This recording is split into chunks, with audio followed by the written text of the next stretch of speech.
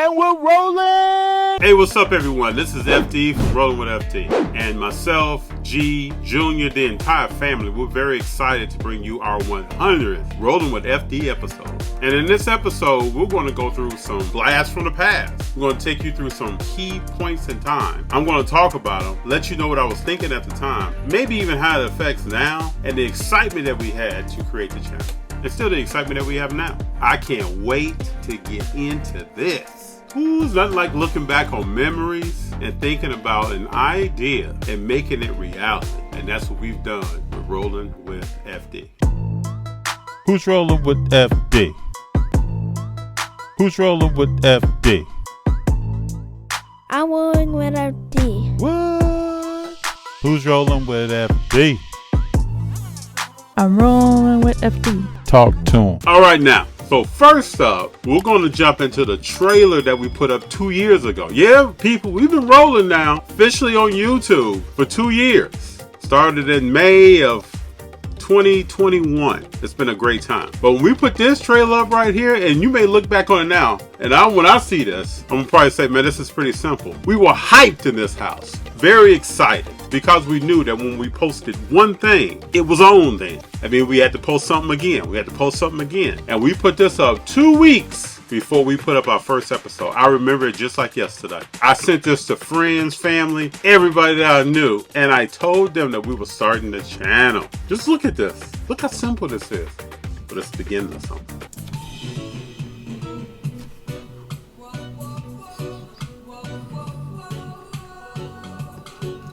I had seen G be creative before on other things, but this was the first time I saw him be creative on this channel. I'm gonna play this one more time, just for me. Palm trees, baby. So we wanted to give it a theme that is coming from LA. We wanted to let you know that we were coming from the West Coast. And we stuck with the same logo. So when we first started, this is funny, bring back some memories. A lot of people were writing to the comments, hey, you all gonna change that logo? And we said from day one, we kind of didn't want to. We was gonna test the waters and see what would happen. But once we got later into the show, especially after the first year, we wanted to keep the same logo because that's kind of where we came from. Don't know what's gonna happen in the future, but we're still rolling with this right now.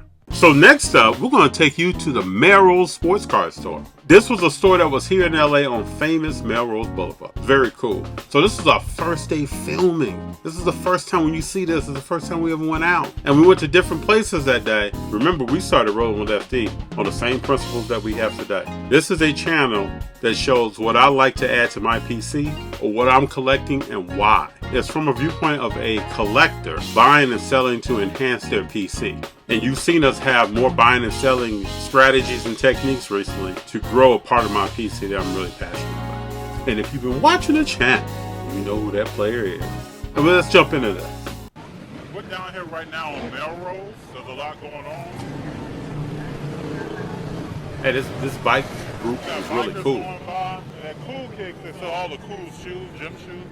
Cool Kicks is right across the street. Cool Kicks is still there today. It was cool to see the Kobe Gianna mural that was out. We're going to take $100 to Melrose Sports Cars and see what we can do with it.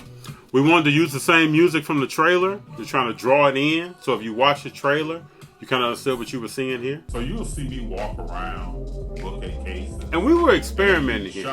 So you can see in this episode, we did some reactions where I'm actually walking you through my thought process. We're going to go over 5 steps to winning. This is real cool. You really want to do 100 hours of research. So I went through 5 steps that people should consider before buying anything. First up, do your 100 hours of research. If you really sit down and do your research time, you take that time and you understand how much you get done in that time, you put in a lot of work before you buy one car. I would like for everybody out there to put in the comments, you really do 100 hours of research before you purchase your first car.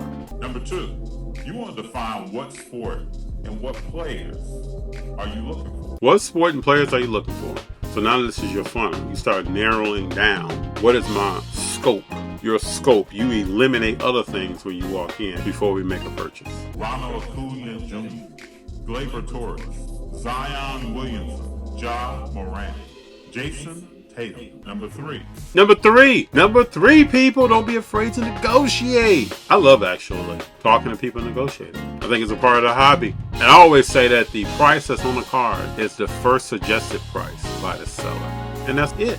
Don't be intimidated and think, if it says $65, I gotta pay $65 right now. There may be some room on that card. And if you've done your research, 100 hours like we talked about earlier, you kind of know what the comp is and what the ballpark is. Number 4, be willing to walk away from a negotiation. So what I learned early, years ago while I was in school, is that you gotta have a BATNA. You know what a BATNA is when it comes to negotiating? The best alternative to a negotiated agreement is footsteps. If you can't come to a price that's reasonable for both of you, don't be afraid to walk away. Number 5, win. If you find a card that you're looking for at the right price, close the deal. Feel good about it. That's what this Melrose episode was all about. Going into a retail environment, talking to people, coming out with something. And I think in this episode, I bought a Gleyber Torres card. That's a higher population card. And I ended up giving it away later at a show to a young member of the hobby. But it was a good learning experience. This episode taught me a lot, and it really kicked us off on Rollin with FD. So next up is the Westminster show. This is a cool show because this is the first show that we ever went to and filmed at. We took you to the first retail location, but this is the first show that we filmed at. This was the first premiere card show that we went to. Jay and Colby, what's up? Appreciate you all. You do a lot for the hobby. We walked in and people were probably thinking, who are these two guys walking around with a camera? But a little bit of Midwest mixed with a little bit of West Coast brought us together, and Rollin with FD was at the premiere show in Westminster. Today, we're in Westminster. We're going to walk down, see what we see who we meet. Episode 3. Yeah. And he showed us, we wanted to go through Inglewood. I used to live in Inglewood back in the day. But we wanted to go through Inglewood, show people how we traveled there, all the way down to the Boys and Girls Club. When I come into the Boys and Girls Club. So when I walked in, I knew this was the atmosphere. Since we're going into a show, it was time to start building relationships because we didn't know a lot of people in the hobby in the LA area. And it's nothing like this show to do it. And this is the first time I'm in gyms. I didn't even remember this. That's amazing. And right next to him, you can see Dan, the great creator. Didn't know either one of them at the time. And I didn't buy anything from Paper Gyms that day. Just kind of looked around. And now I'm sitting here looking at this. I'm just thinking about how markets change, right? This market, when we first started this show, is completely different than now. Cars are still at a relatively high dollar amount as far as comps. And we see now that some of these cars have come down. Quite a few of them, if not all of them. Either significantly or significant probably to the holder of the car. But even when I think about this, some of the same principles as far as buying and selling are the same. And if your strategy to me is sound, it's more now about how much you can buy. Oh, this is the guy that we meet and we start talking about Rod Smith. When I was a freshman in college, I played football. True story, people. Rod Smith should be in the Hall of Fame. But will he get to the Hall of Fame? John Elway, talk that up, man. You know who you was throwing to? So I'll tell y'all a quick story. My senior year of college, I'm Old South, and Missouri Southern State College. And we, at the end of the game, we're at the middle of the field, and Rod Smith walks up. I shake his hand, I say what's up to him, and I ask him a question. What's up with Denver having you play special teams? And he said, man, I'm just trying to get my foot in the door. Think about that, people. When you got dreams and aspirations out there, and you're just trying to get started, 2 Super Bowl titles, and most likely will be in the Hall of Fame, even if it's on a veterans vote or whatever. Rod Smith is a Hall of Famer. Just getting my foot in the door. So also in this episode is the first time that I actually met Sasha T and talked to him. I had met him before this, but never really talked to him. And I met Kenny Chow that day. Right? How many 3-pointers did we get in the last game? And I don't think I can answer Kenny Chow's question right now. Sasha always has great cards at his table. It's good to kind of see some of the stuff that he picked in. This LeBron and Kobe was $75K at the time. Big dog cards. Sasha, what's up, man?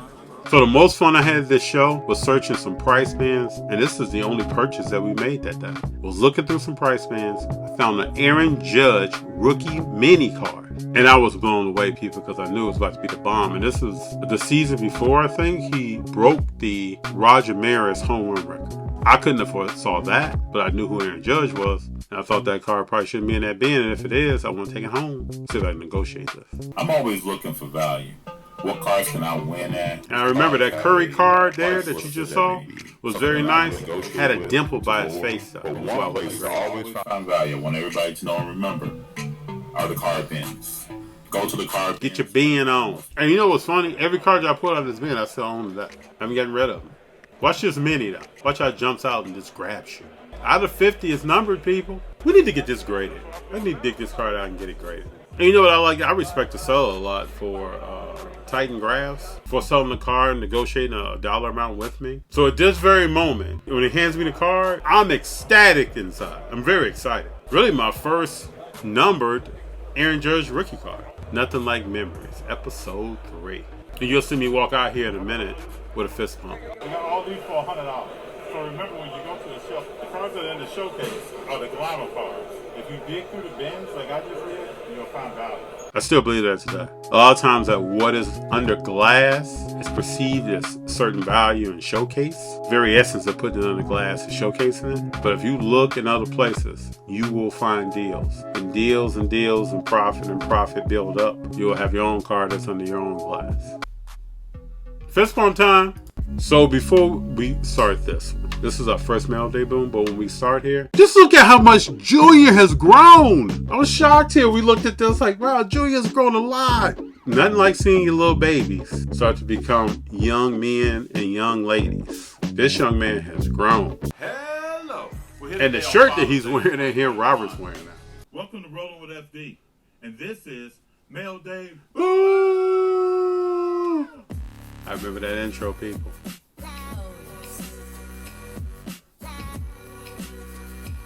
This is so cool. We wanted a way to showcase what I'm doing outside of shows. And if I'm buying off eBay or buying from someone on Instagram or someplace else. And that's kind of how we came up with Mail Day Boom. And I wanted Junior to be a part of the process. This is like one of the first things that he got involved with Rollin with FD.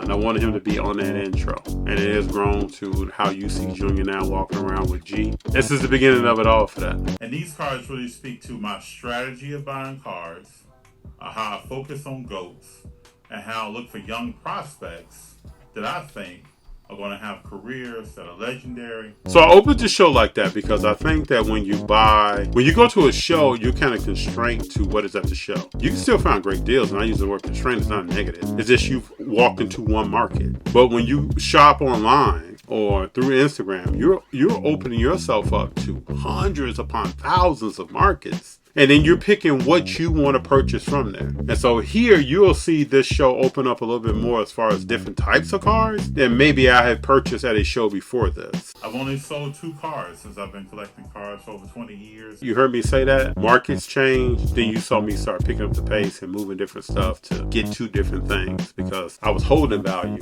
And I decided to start using some of that value that I was holding to do other things. National Treasure's Charles Haley card. Charles Haley, people. A legend. Nice autograph. $20. Reasonable price. I'm going to go with Tim Duncan. Rookie card. Paper. Tops. Tim Duncan. And now that when I look through this, kind of because of the market changes, what I'm looking for, even online now, has changed from this. I'm pretty much focused on something that's numbered, low population numbered of a legendary player. And kind of the speculation on certain things has narrowed down to, if I'm speculating, it's on some well-established players. That's just me. I have 1 or 2 rookies that I kind of speculate on. But other than that, I'm focused on certain players in the history of the game that are significant and what cards of theirs are significant. I think since this time, I've talked more and more about Steph Curry and why. I made some significant Steph Curry plays and purchases over time. There'll be more on Steph Curry that I'll talk about in the future. But I can tell you that my mindset on certain things has evolved since this time. But in here, you're going to start seeing some of this James Wiseman stuff that I originally started thinking about. I just got to say, I think this kid is raw. He's a 7'1" just turned 20. I think he has an outside shot. He has a mid-range shot. This is me and Mail Day Boom 1 has been his defense. Giving my initial analysis of Mr. James Wiseman. He has scored, or his teammate has scored. A lot of big men struggle with that. But at one point before being hurt, Wiseman was having a better rookie year than Kevin Garnett. And you can look it up. I've talked to people who didn't know that fact. And we're kind of shocked. Don't be shocked, people. And my Wiseman PC has grown since rookie this time. card. 33 out of 99. And it's autographed on card by Wiseman. And this card now has been great as PSA 9. Oh, I even show a Curry card here. This is a big Curry card for me. Pay a lot back in the day for this card. card. To me just jumps. 5 out of 25. Patches are cool. It's a Pop 1 still in PSA. I think it'll always be a Pop 1. Very hard card to get a 10 in. And last but not least, I'm going to jump away from cards. And I'm going to show you something that just came in the mail. Oh, this is Mike Trout. Hank Aaron ball. I really enjoy memorabilia autographs. This is the same ball, people. See Hank Aaron? Then we rotate. You see Mike Trout? The autograph Kid. And then this is the authentication Very sticker. cool. The 100th episode of Rollin with FD. I want to thank you all for being here. Going through this brings back a lot of memories. I still think back to how we started, why we started, the conversations that led up to us starting. Your support, the people I've met, people I talk to on a regular now that I didn't know then. And I want to meet more and more people and get to know more people in the hobby. Share my story, also listen to theirs. I also want to say this. Throughout this, you can see that I look totally different probably than I do right now. I've been working a lot on the entire FD. Not only my mental state, also my physical state. How much exercise do I get? What am I eating? What am I doing? It's very important. Also, this is important for me in this episode to get that word out to people. Focus on all of you because it is important. It's good to look back and see where everything started at. And it's great to know where we're taking it. I appreciate you all being here. Like, subscribe, click the notifications button. We want to bring you more content, and we just got into the triple digits as far as number of episodes dedicated to going to shows, mail day booms, and other aspects of the hobby. And since then, we've evolved to do 2 podcasts a week. What's the play? What's the flavor? What's the flavor is on Sunday nights, typically at 6 p.m. Pacific Standard Time, 9 p.m. Eastern Standard Time. And What's the play is on Mondays at the same time frame, 6 p.m. Pacific Standard Time, 9 p.m. Eastern Standard Time. I appreciate you all. To get us to 100 episodes has been very exciting. I used to think about what would this be like. Now I'm thinking about the future in totality. What would that be like? And it's just great to be here. I can't tell you how much. Can't put it into words, really. But thank you for all of your support. Everybody that we've met along the way, appreciate you. Every hand we shook, person we've come in contact with, cards that they've let us see, autographs that they've let us touch and hold. We appreciate all of you all. Keep rolling, people. Peace. Woo. What do I press? Play? Typically at 6 p.m. Eastern Standard Time, 9 p.m. Pacific.